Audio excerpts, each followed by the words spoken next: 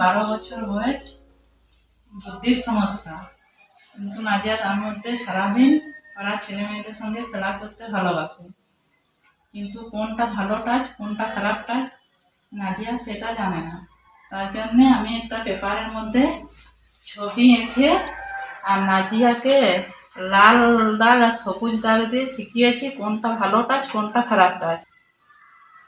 নাজিয়া, এবারে দেখান তো কোনটা খারাপ টাচ কোনটা ভালো টাচ।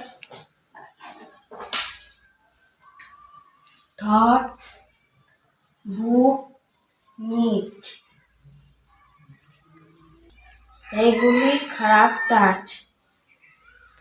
খুব ভালো হয়েছে নাজিয়া, জেনেছো। এবারে নাজিয়া বলো তো কোনটা ভালো টাচ। হাত, হাত হাতে টাচ করলে ভালো হাত। নাজিয়া ঠিক বলেছ, কিন্তু খারাপ টাচ করলে কি করতে হয়?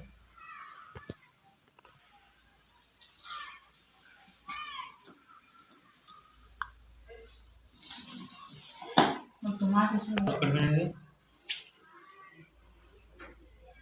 বাড়িতে তোমাকে বলবো।